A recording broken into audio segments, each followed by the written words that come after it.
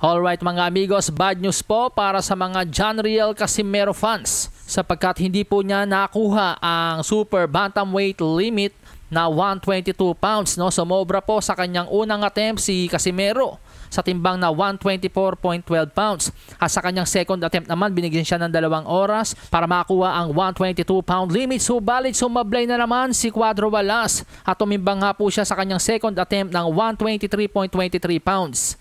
At alam niyo naman po mga amigos, sa mundo ng boxing, kapag hindi mo po nakukuha ang target weight mo, may posibilidad po na hindi gaano kaganda ang iyong training or ang iyong kondisyon. Napaka-comment tuloy ang dating strength and conditioning coach nitong si Jonriel Casimero na si Angel Memo Hireja. Ang kilalang strength and conditioning coach din nila Juan Manuel Marquez at David Benavides. Ani Angel Memo Hireja mga amigos, Casimero with Memo time never missed weight and became world champ and successful defenses as an heavy underdog, etc. Point is discipline and guidance are extremely important for success. So ayun nga daw po mga amigos, no, sa kanyang pangangalaga daw po kay Memo Hireja ay never nag-overweight si Cuadro Walas. Naging champion nito sa kanya kahit heavy underdog pa at nakapagdepensa ng kanyang titulo. Disiplina at gabay ay napaka-importante daw sa tagumpay. At heto pa isang masakit na balita mga amigos, no, nabisto po yung panggugulang ni Jonriel Casimero sa timbangan.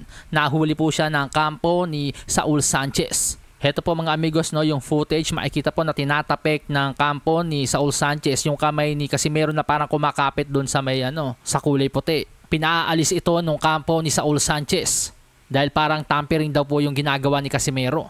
Maging yung paa ni Casimero ay sinisita rin po ng kampo ni Saul Sanchez dahil hindi daw po proper yung pagkakalapat ng paa ni Casimero dun sa timbangan. Pero dahil si Masayuki Ito nga po ang promoter nitong laban na ito, parang kinakampihan daw po si Jonriel Casimero.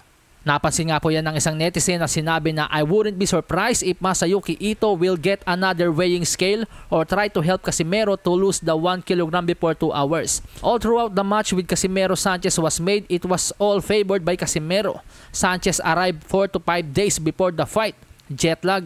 Bali-balita rin mga amigos na may hocus-pocus nga pong nangyayari dahil lahat daw po ng boksingero ay dapat nandun na sa weigh-in venue pero si Casimero po late. Mukhang tinutulungan nga daw pong magbawas ng timbang. Napakomment din sa kanyang napanood na video ng panggugulang sa timbangan ni Jonriel Casimero ang isang pamosong trainer na si Manny Robles. Kaya sabi nito, you gotta pay attention at all times. Sa mga hindi po nakakakilala, ito pong si Manny Robles ay ang kilalang trainer ni na Andy Ruiz Jr. pati na rin ni Sergey Boachok.